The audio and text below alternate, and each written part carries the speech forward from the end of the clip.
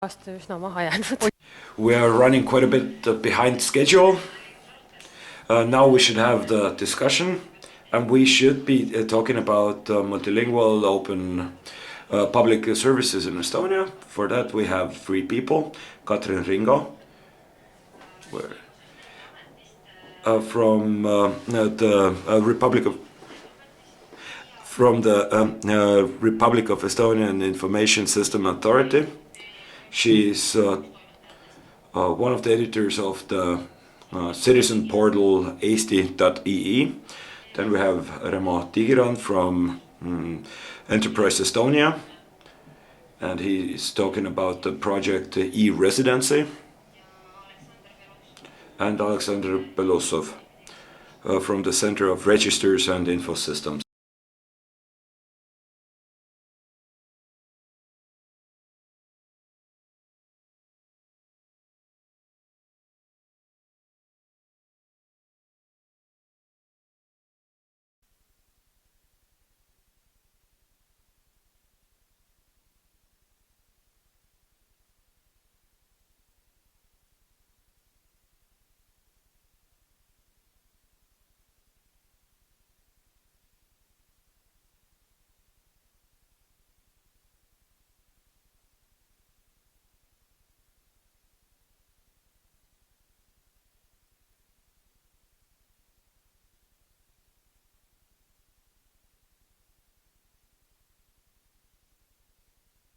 Hi, I am Katrin Ringo. I will talk really briefly about Estonian e-services and also what you can do on our webpage. If you are not logged in, then you will see some informational services or articles. Every person can find something of interest there, I'm sure. I'm sure you already have been on eesti.ee, and I'm sure there's no explanation needed what you really can do there. Another big benefit of the portal is the registry of contacts. You have local municipal governments, their subsidiaries, and a host of different authorities. If you log in, though, then on the front page you can see information that comes from different registries. For example, the census registry. You can see how long your driver's license is still valid, how long your health insurance card is valid. You can see information regarding your underage children, etc. And then we have a host of different services. To make it as complicated as possible, we have divided it into two, but as a user it is a service, and there's a lot of different services. Under the e-formula you can find different forms that you can fill out. With the other services, you often are referred to the websites of the service providers. And of our completely own development services, you can have notifications on the @eesti.ee address. Every person, as well as authorities of the authorities, can have notifications on eesti.ee email address. For example, you can get high school graduation exam results sent on there, etc. And also you can have a notification system where you can get notifications according to the calendar. For example, if you have an appointment at the Police and Border Guard Authority, etc. You can also add your own notices there. For example, if your driver's license is about to run out, you will get a notification to renew it. We have private citizens, we have enterprises, as well as officials using the portal. Without logging in, then you can access the different articles, and we have given it our best to translate these ourselves. With the services, we have a description in Estonian and English, and of the services only one really is in three languages: Estonian, English, Russian. And that is the prescription system. There you have the name, what the actual medicine is, who prescribed the medicine, etc. This is information that will be available also in 3 languages. In other cases, you have an introduction on what you can do with a certain service that is already translated into English, but the text itself is in Estonian. And it also says, even at the end of the translated summaries, that all official documents are in Estonian only.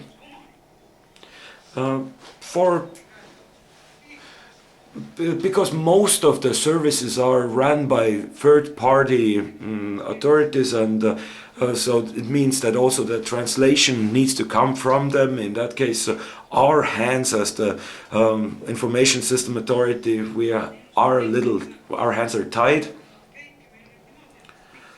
But when it comes to translating them, then the informational services, the articles, we either have them translated by the authorities that put these informational texts together, but if they say they are not able to, they won't do it, then the ones that are more interesting, at least we think are more interesting, then we have taken these to a translation agency and have them translated. With services, the service provider needs to provide us with a description in Estonian, English and Russian. If the service itself is multilingual, that's a decision left over to the service provider. In the near future, we see cross-border public services. What extent they will have, when, where, these are all questions that need answers. And we have also discussed how we could use automatic translation within the context of this citizens portal. And the only place we could find it are these e-services. In order to make it simpler for all users, we should compile a common base of terminology. These are words, terms that are constantly used, so we could automate it to a great extent.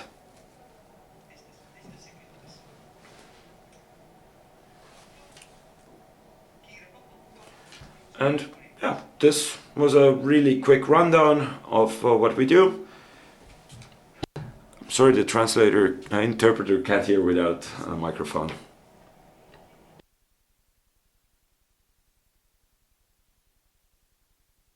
About 10 years ago, it was said that all websites of government agencies need to be built in a way so that machine translation could be done.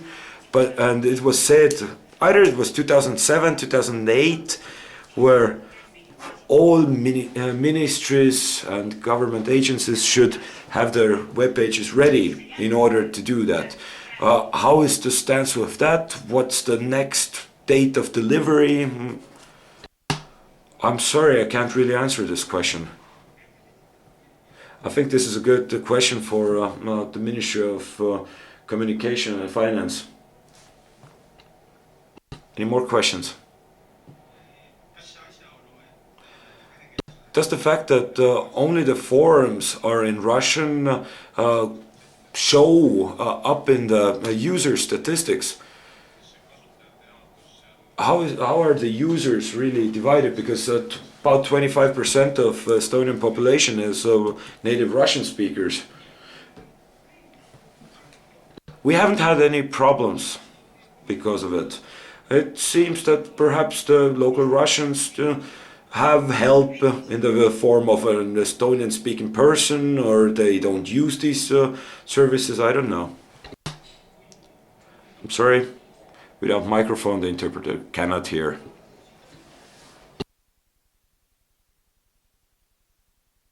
Sometimes it seems that even with some notifications that get sent out in 3 languages, there are cultural differences.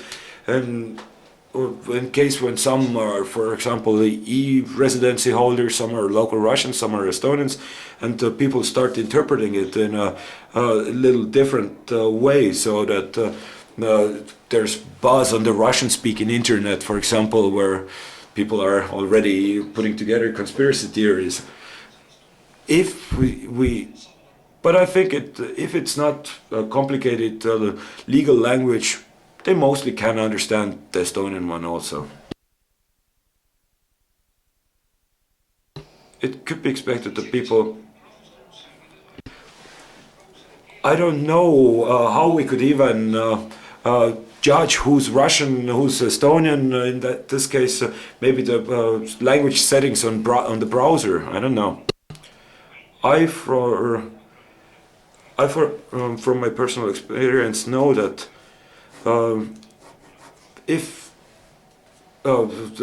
Russian isn't the default setting, you try to switch it, or you try to find someone that speaks Estonian.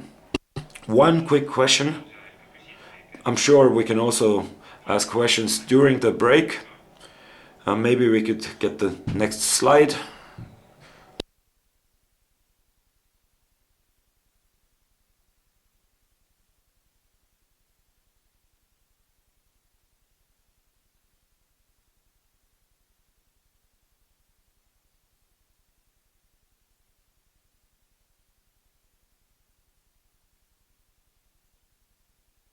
Hi from me.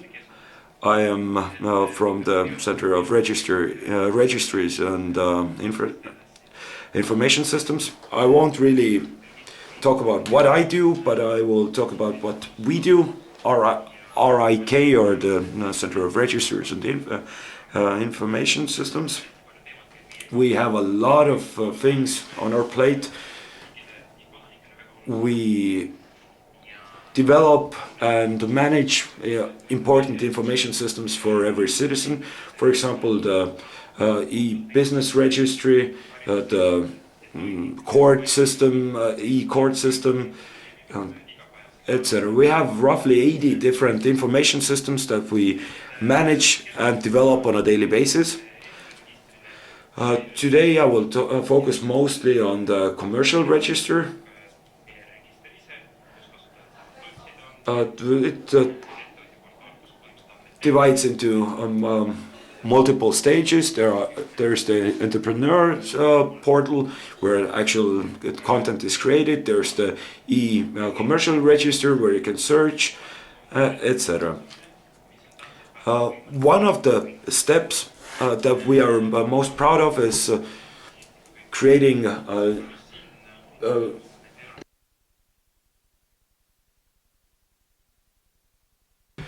there's a lot of things to do. You can add complaints. You can start your business online, which is available in Estonian and English. And this is the portal itself is mostly in 2 languages, English and Estonian. If in cases where a company registration is conducted in English, then all the information is submitted in 2 languages automatically. And the creation of a 2-language version isn't really up to the user. The system does it automatically. One field where the users have a way of adding new documents themselves or find different new documents relevant to the proceedings, is changing information, and this isn't automatically translated yet. And since most of the queries are done in Estonian, it is also input into the system in Estonian. The registry itself also is in Estonian. But this idea of giving them an option of doing parallelly it in Estonian and English,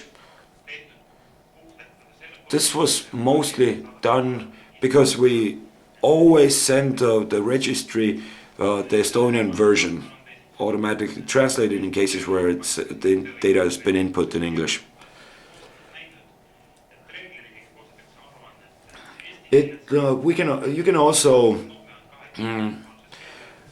hand in the summary of a business year. This is always done in Estonian, but it's also translated into English. The numbers don't really need translating if the taxonomy is already translated.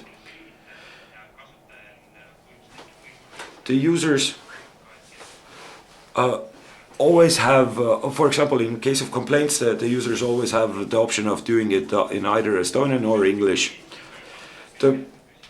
We have had questions from our users. Why don't we have automatic translation? Maybe we could even fill in the forms at least partially using automatic translation, and this is one of the perspective steps we may take one day. What else do we have interesting here?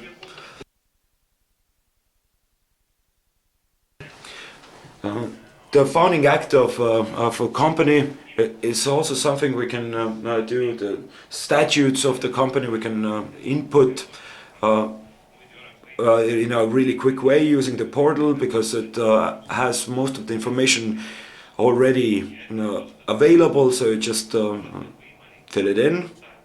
And of course you can always change it if the statutes of the company should change. You can always adapt it in the official document also. But what can you also do in the e-business registry? The whole portal is in 2 languages. You can find search for information in Estonian or English. And the registry card is available for free, and it's available in 2 languages. It's also, of course, the most important thing to most users. But you can also look into the company in much more depth if you are willing to pay a small little sum for it. For example, you can see the shareholders, you can see the auditors, you can see also the information on the last business year, for example, etc. But if these summaries have been put together in Estonian, you can only get them in Estonian. But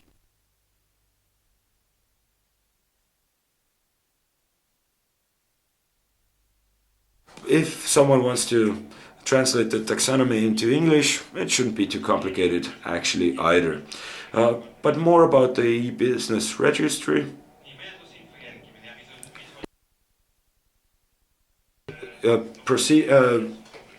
Following the proceedings information can also be done in 2 languages, and it often is very beneficial and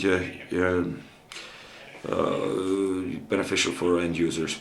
But some challenges for the registry.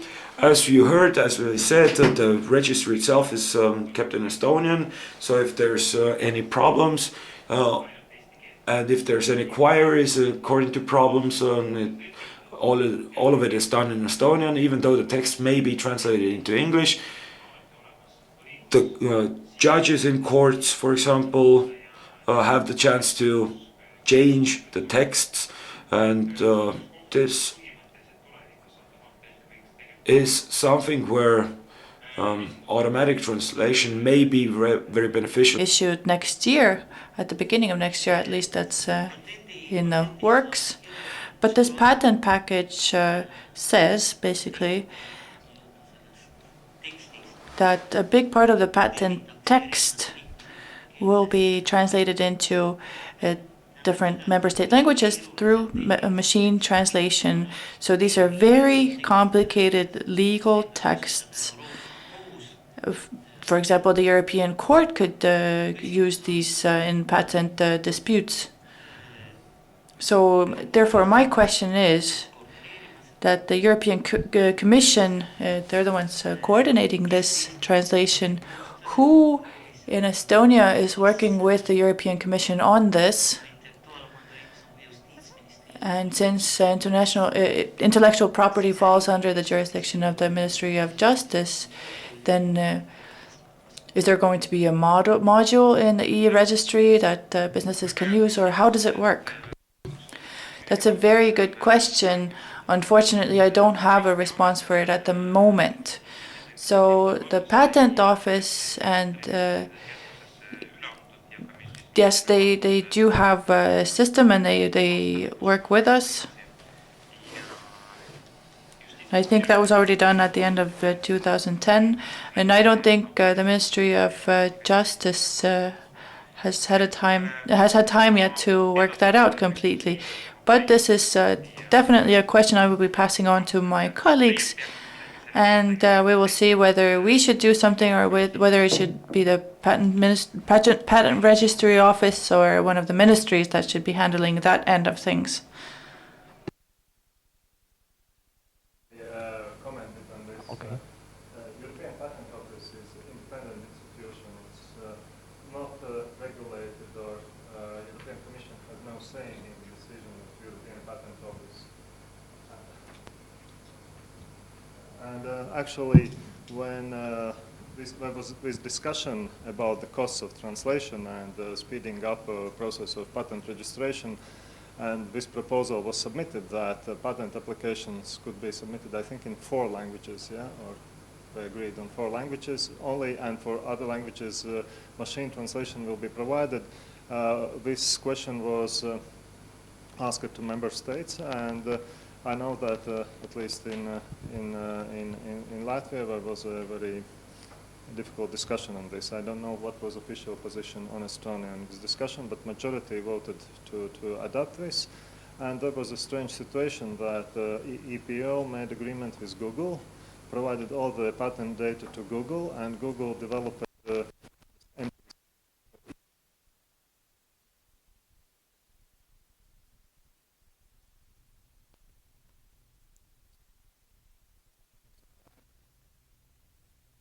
but this is how did it went. And this is an example about the data. Actually, Google was interested to get data from EPO and proposed this deal. If you give us all the patent data, we will create your machine translation system.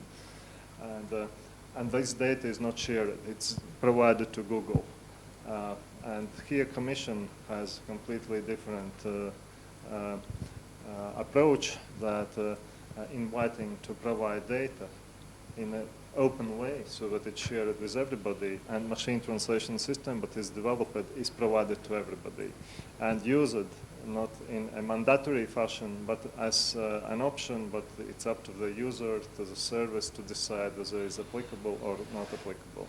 So I agree with you that this EPO approach, in my opinion, was not good one. Thank you. Kas on veel küsimusi? Annan sõna siis Remole edasi. I'll give word over to Remo. I'll stand up so I can see better. Hi, I am Remo Tiigirand. I am in the e-residency program at Enterprise Estonia. So we don't have services as such. We have a website that's already available in English, and there are some plugins that are translated according to what your browser settings are. And some users actually think because of that our support is available in Russian or Greek, and that but in fact it's an automated translation that is used on our website. So actually it could lead to problems as well. Now, when it comes to the e-residency program, I represent the users, And the previous two speakers talked about the services and the service providers. But it means we are in communication with information, with both of these instances, with the Information System Authority. Now, a few words about the program. This is the timeline that along which we have moved. In September 2014, the idea was put forward about e-residency, and we have basically worked as a startup. We have developed as a startup company. And it's not entirely clear where we are going to end up and what we will actually do. It wasn't clear at the beginning for us. And the more we go forward, the more precise it becomes. The 1st of December 2014, the first e-residency card was issued. In May, we had an online website. We went public in a beta form in May 15. We started accepting applications, and we were also launched in embassies around the world. And in July 2015, we submitted a roadmap of activities to the government. And we also outlined a list of critical activities that have to be done in order to get to a point with our product, with this e-residency, where we can actually finally say that we do have e-residency and its functions are this, this, and this. But to date, we have 8,800 applications from 128 different countries that have been submitted to us. We already have 8,200 e-residents in the world.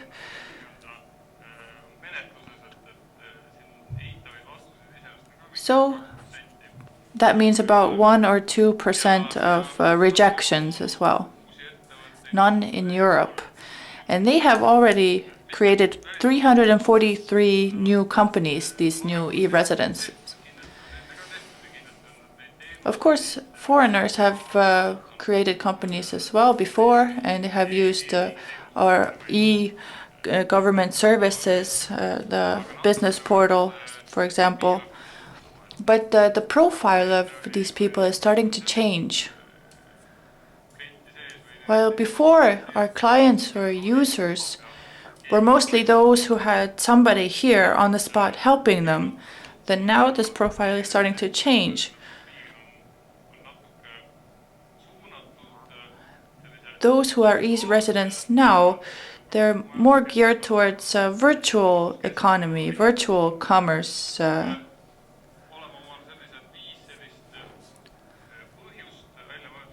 We have 5 reasons here we have come up with why somebody should want to be an e-resident.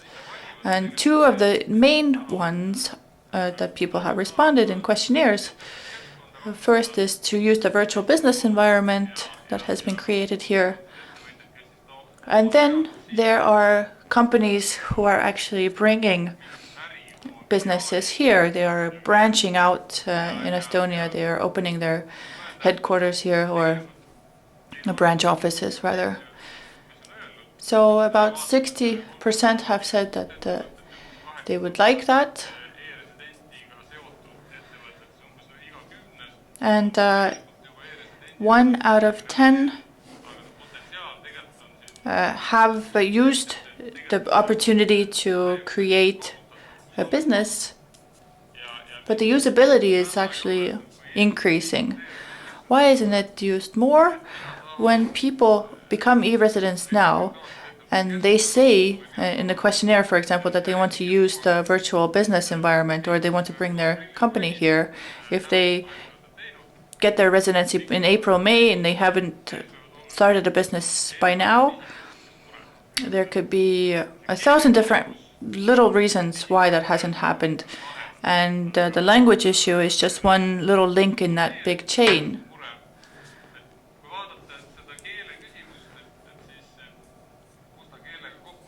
Now, the language issue, where does this e-resident have contact with Estonian language?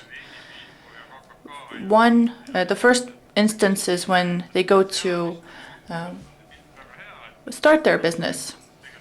In starting the business, the situation is quite good. All the information is available in Estonian practically. Of course, there are links that you can follow and you'll end up in only Estonian text. However, all the main information is available. But if in that main information there can be some links that lead you to other sites, and there you might not have translated text. So it's mostly an issue of links where they lead to. So something that can be done is we could look over the usage, how the information is used, and try to maintain the language through the links as well. We haven't done an audit like this because we just haven't had time yet.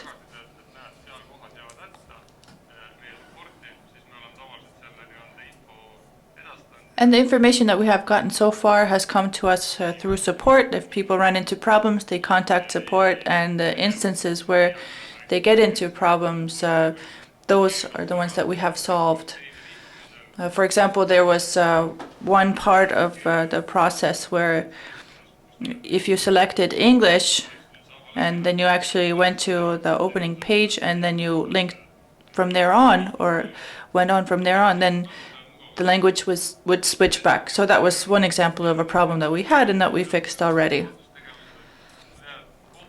And then the second instance where they might see Estonian is managing the company. When they may have dealings with courts and the tax and toll board, then they would have to use Estonian. Of course, that's inevitable. Of course, they might take that information and put it into Google Translate themselves, of course. But they might end up with quite the wrong message by the end of that. So this is definitely an issue that we have to deal with, because at one point we will have more business owners like this in Estonia, and they need contact with the state. Right now there are already 343 companies, as I mentioned, and the growth potential is quite big. So every month, every year, there are reports. That's point 3. You have to deal with the tax and toll board. I think it should be okay with them. I think that is their information is available in 3 languages. And the statistics board, they also have an English language form to fill out. But they do send the Estonian form to the companies first, and then you have to kind of get in touch with them to get the English form. So it would be very convenient that, for example, if in the first instance you have already selected English as the language that you communicate with the country with, then it should run through all the instances. So that still needs to be worked on.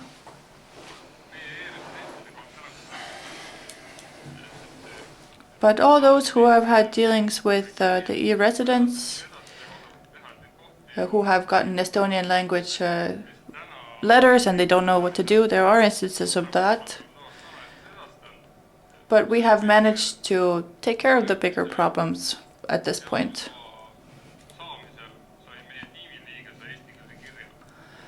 For example, there was one team member that we had who was applying for a residency permit, and he got a letter in Estonian, so that doesn't make sense. So there are some logical errors like that that we have to still deal with, but there are no big problems to speak of. We can manage. However, of course, all this is growing, and everything that we can manage today, then it might not be manageable tomorrow. So we do have to look at the blanks that we have to fill in today to make work tomorrow much easier.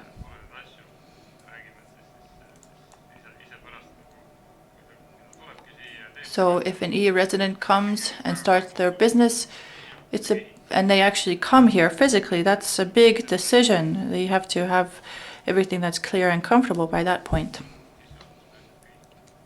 But I think for starters, we're doing quite all right.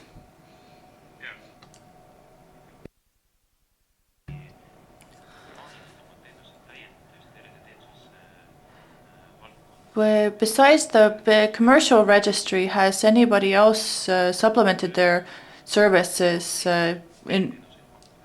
for e-residents? Not just translation, but some services that are specifically geared towards e-residents. Yes, there are services like that.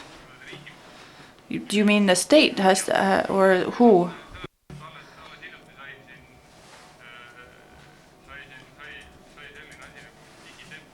Just recently, there was this digital stamper that was developed. I think it was a US company that is now it is now allowing e-residents and ID card holders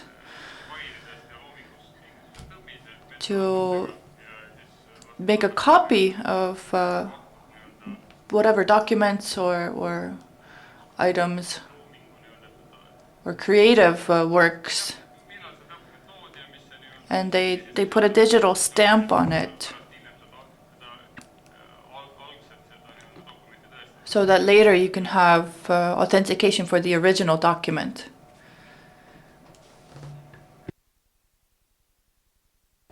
So there are some services, and there are more developed and more available constantly. This platform is used in the private as well as in the public sector.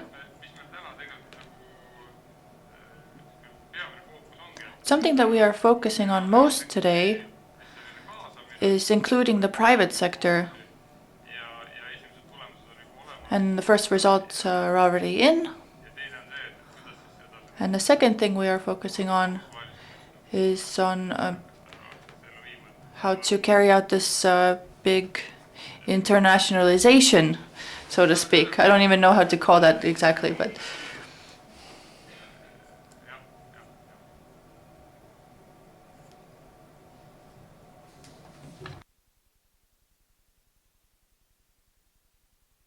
any questions from the audience?